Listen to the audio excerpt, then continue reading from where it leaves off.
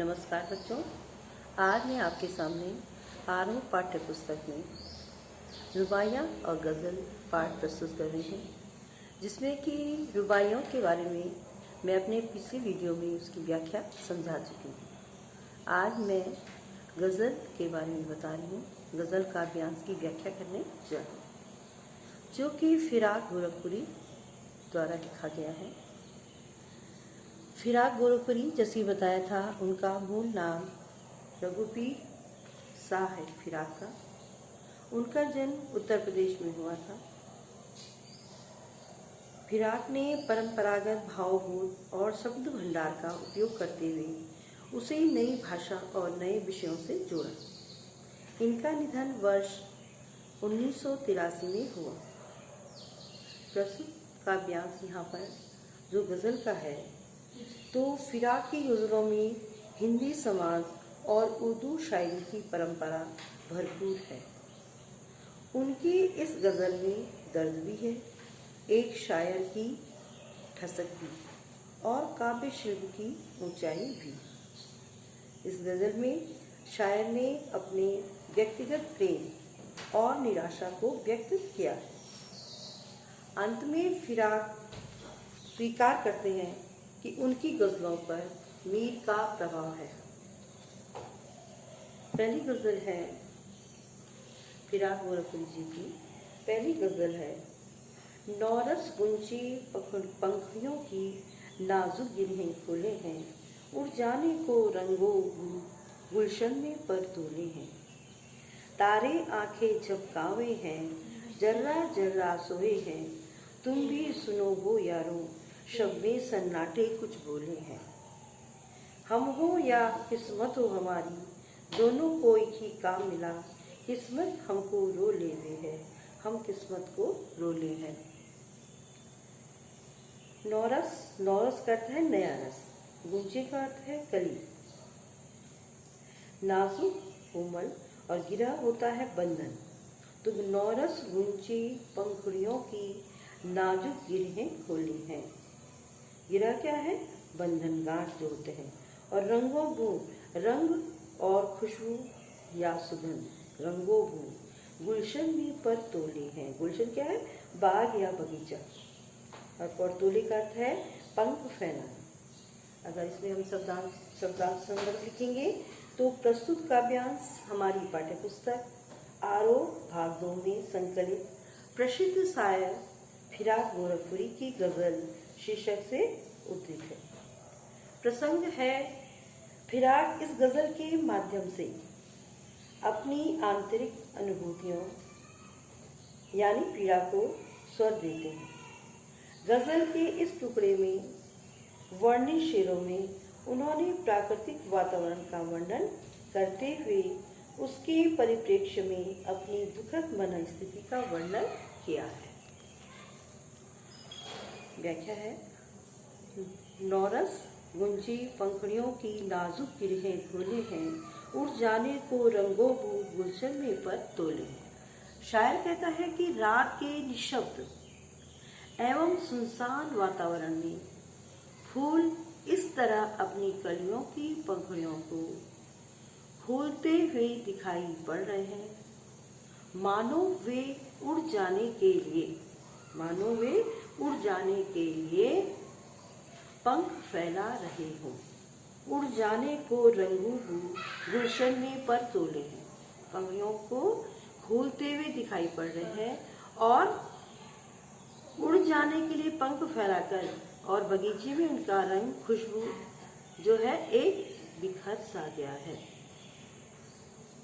गुलशन में पर तोले हैं, पर क्या है? पंख हैं।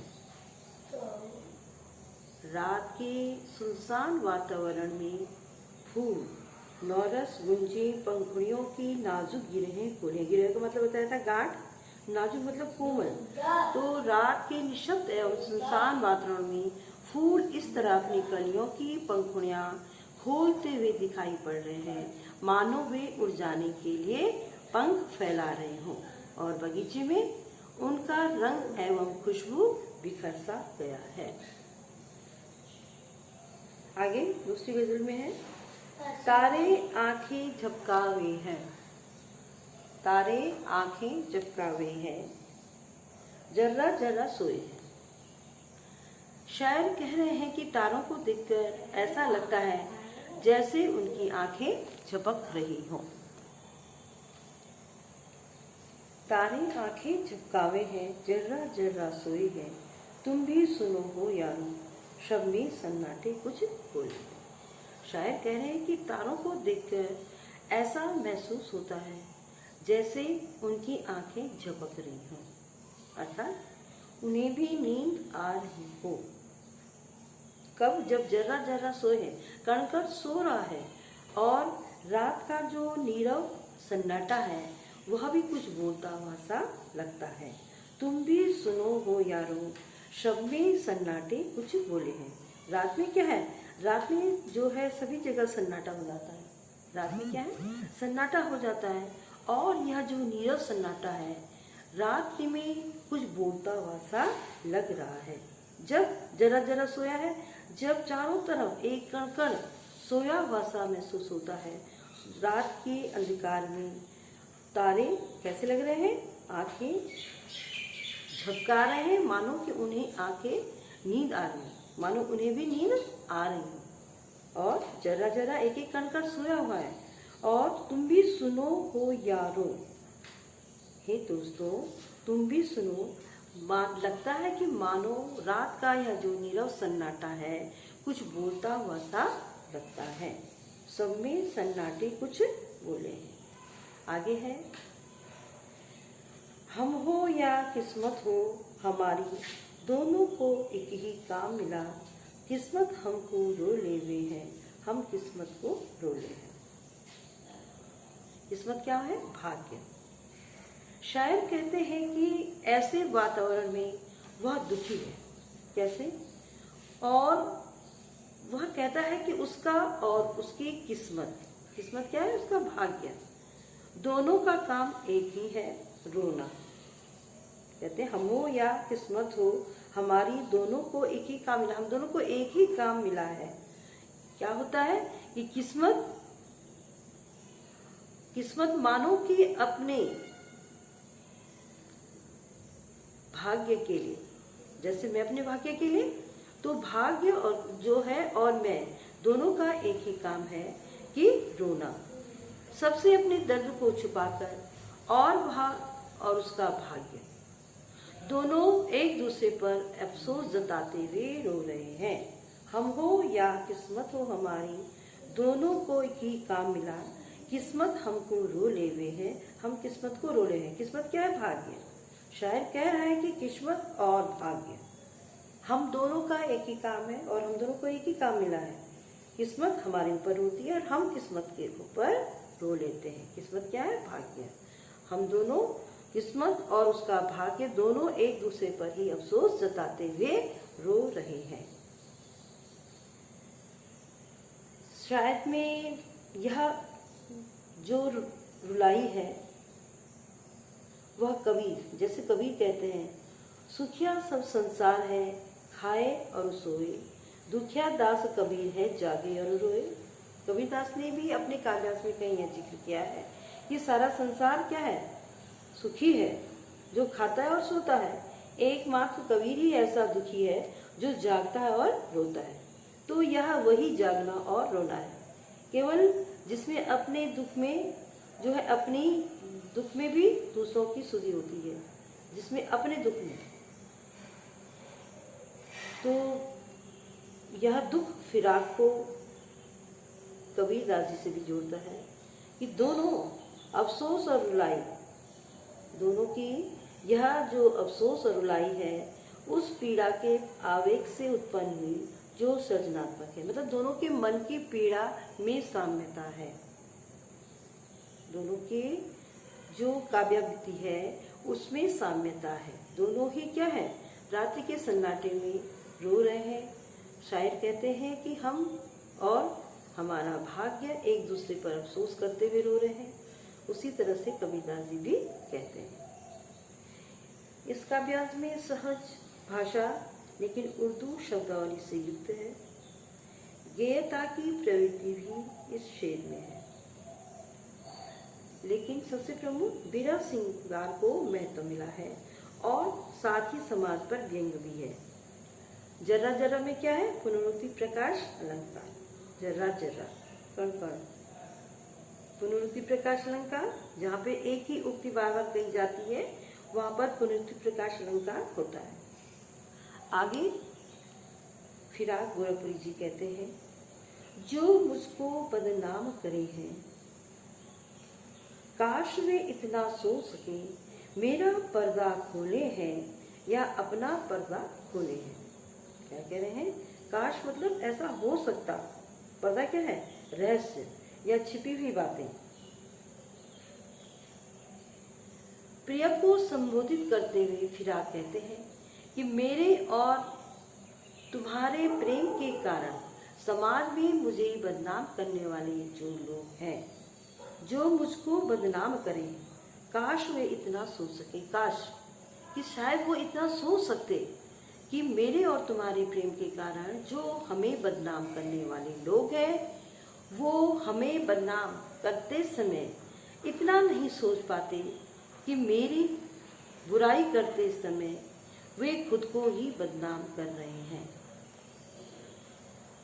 यहाँ पे शायर का कहने का यह अर्थ है कि बुरा करने वाले से ज्यादा बुरा उसकी बुराई करने वाला होता है।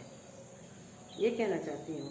मेरा पर्दा खोले है या अपना पर्दा खोले, वह मेरा पर्दा मेरे को बदनाम करने की कोशिश कर रहा है या अपने को बदनाम कर रहा है। ठीक है? जो मुझको बदनाम करे हैं, काश वे इतना सोच सके, मेरा पर्दा खोले हैं या अपना पर्दा खोले हैं। शायद कहते हैं कि जो हमें बदनाम करते हैं, वे इतना सोच सकते कि अगर वो हमारी बुराई कर रहे हैं, अगर वो मेरी बुराई कर रहे हैं, तो इसके साथ वे स्वयं भी बदनाम हो रहे हैं। मेरा पर्दा खुलने के साथ साथ, मुझे बदनाम करने के साथ साथ वे स्वयं भी बदनाम हो रहे हैं। आगे है, ये कीमत भी अदा करे हैं हम बदरुस्ती ए होशो हवास, तेरा सौदा करने वाले दीवाना भी बोले हैं। पीड़ा की गहन अनुभूति शायर को है और इस अकेलेपन में शायर को अपने प्रिय की याद आती है। वह कहता है कि मैं दुख और रोदन के रूप में ये कीमत भी अदा करे हैं हम बदरुस्ती ए होशो हवास। होशो हवास, पूरे होशो हवास में मैं तुमसे बिछड़ने की कीमत चुका रहा हूँ। ये कीमत भी अदा करे हैं हम बदरुस्ती ए होशो हवास। मैं दुख और रोदन के रूप में पूरे होशोहवास से तुमसे बिछड़ने की कीमत चुका रहा हूँ। तेरा सौदा करने वाले दीवाना भी हो रहे हैं। शायद क्या कह रहा है कि अभी तो यह कुछ भी नहीं, तुमसे प्रेम करने वाले तो दीवाने। दीवाने क्या होते हैं? अपने में खोए रहने वाले, वह भी हो जाया करते हैं। शायर इस गजल में क्या कह रहा है कि ये कीमत भी अदा करे हैं हम बदरुस्ती ए होशो हवास, तेरा सौदा करने वाले दीवाना भी हो ले हैं। पूरे होशो हवास के साथ शायद कह रहा है कि वह पीड़ा की ऐसी गहन अनुभूति के बीच में अपने को अकेला पाता है और उस अकेलेपन में जब उसे अपने प्रिय की याद आती है तो वह कहता है कि मैं दुख और रोदन के रूप में जो मैं अपना दुख और जो रोना प्रकट कर रहा हूँ, यह मैं पूरे होशो हवास के साथ तुमसे बिछड़ने की जो कीमत है वह चुका रहा हूँ। और वो कहता है कि तुमसे प्रेम करने वाले तो दीवाने भी हो जाए करते हैं। तेरा सौदा करने वाले दीवाना भी बोले हैं कि कोई अगर मुझे दीवाना कहता है, पागल कहता है या अपने में खोए रहने वाला कहता है तो वह भी सच्ची है, क्योंकि हम तुमसे प्रेम करने वाले दीवाने ही हैं। आगे है, तेरा गम का पासे अदब है, कुछ दुनिया का ख्याल भी है, सबसे छुपा के दर्द के मारे चुपके चुपके रोले हैं। शायर क्या कहता है कि हे प्रिय, मुझे तुम्हारे वियोग से उत्पन्न दुख की पीड़ा और उसके साथ साथ समाज की मर्यादा का भी ख्याल है। अर्थात दुनिया या समाज की दृष्टि में मैं अपने इस दुख को उपहासास्पद नहीं बनाना चाहता। इसलिए मैं क्या करता हूँ, सबसे छिपाकर पीड़ा भरे इस दर्द को चुपके चुपके एकांत में रोकर कम करता हूँ। सबसे छिपा के दर्द के मारे चुपके चुपके रोले हैं। क्यों?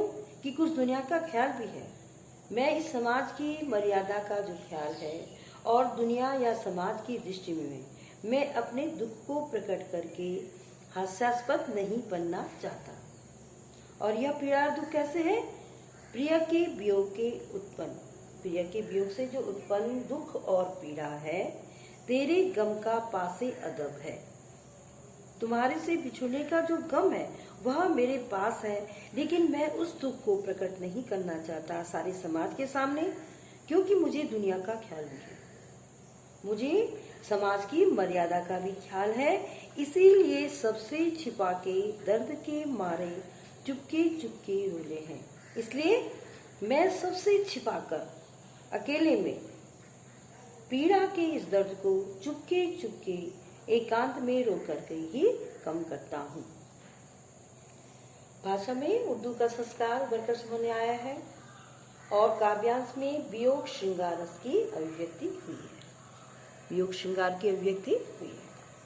फितरत का कायम है तवाजुन, आलमी हुस्नो इश्क में भी उसको उतना ही पाते हैं खुद को जितना खोले हैं।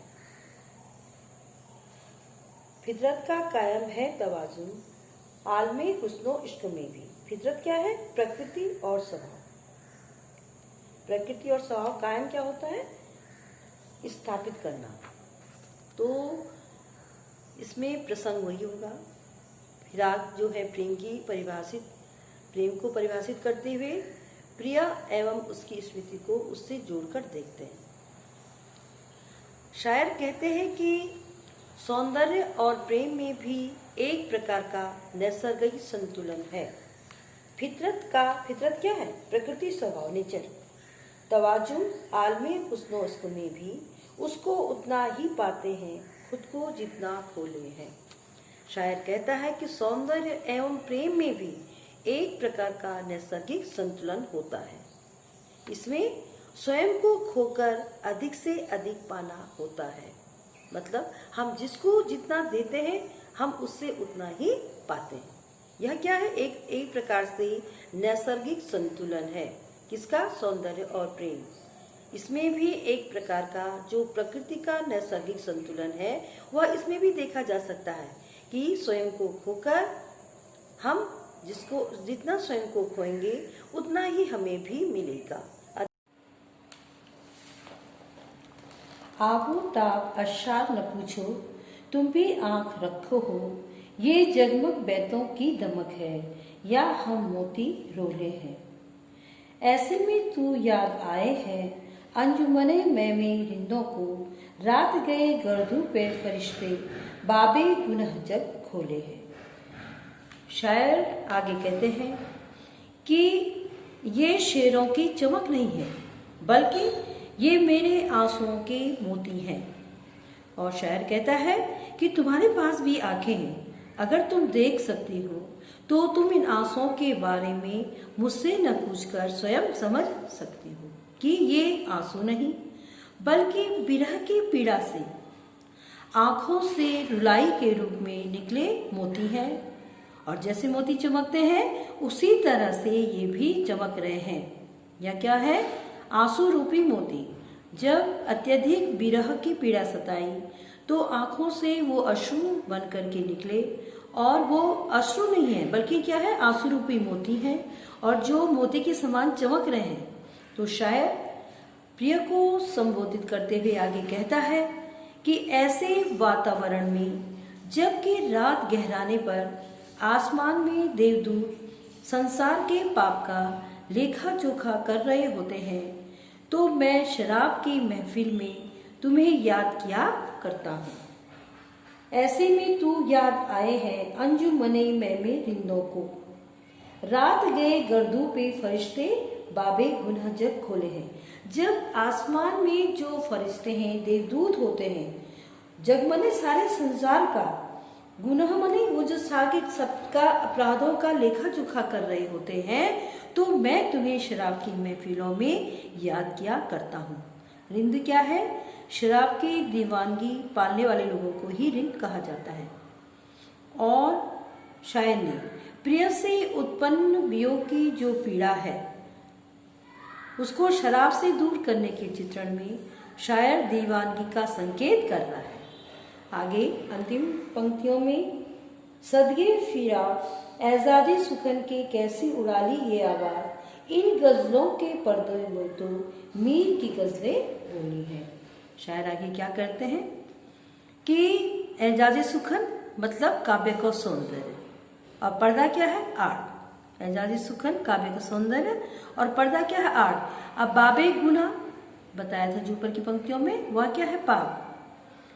तो रात गहराने पर आसमान में जो देवदूत संसार के पापों का लेखा जोखा कर रहे होते हैं, तो शायर अपने प्रिय से उत्पन्न वियोग की पीड़ा को शराब से दूर करने का प्रयास करता है और उसी की यादों में अपने को क्या है, मतलब शराब के नशे से उसको दीवानगी का, अपनी दीवानगी का संकेत कर रहा है कि शराब के नशे में चूर होकर के वह महफिल में, शराब की महफिल में अपनी प्रिय को याद किया करता है। अब आगे फिराक ने भी यह स्वीकार किया है कि जो उनकी इस समय गज़लों की जो शैली है वह जो है शायर मीर से प्रभावित है, क्योंकि गज़ल में दर्द के भावों को बयां करने का सर्वाधिक विलक्षण एवं सौंदर्य का समन्वित रूप मीर की शायरी में देखने को मिलता है। एजाजे सुखन जो काव्य सौंदर्य है, सदके फिराक एजाजे सुखन के कैसी उड़ाली है ये आवाज, इन गजलों के पर्दों में, तो इन गजलों के पर्दों में जो फिराक जी ने जो गजलें लिखी हैं उनके पीछे जो मीर की गजलें हैं, मानो कि वह उसी से प्रभावित हुई है, काव्य शैली उसी से प्रभावित हुई है। इसमें वियोग श्रृंगार रस की अभिव्यक्ति हुई है और उर्दू भाषा में सहज तथा सरल अभिव्यक्ति की गई है। आगे जैसे अंजुमने में रिंदों को, इस पंक्ति से क्या आशय होता है? तो इस पंक्ति से महफिल में शराब पीने का दृश्य उभरता है।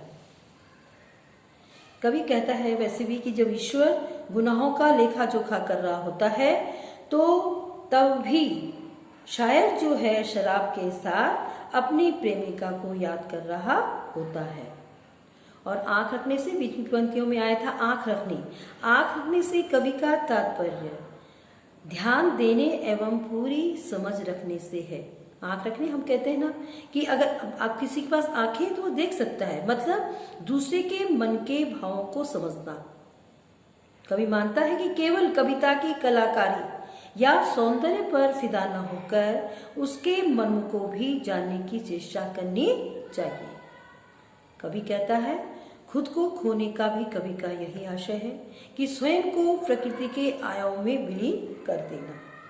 इस तरह से आपने देखा कि शायर जो है फिराक गोरखपुरी जी ने बहुत ही अच्छा है अपनी गज़लों में अपने पीड़ा को अभिव्यक्त किया है। आशा है बच्चों अब आपको पाठ समझ में आ गया होगा। मैं पाठ समाप्त कर रही हूँ।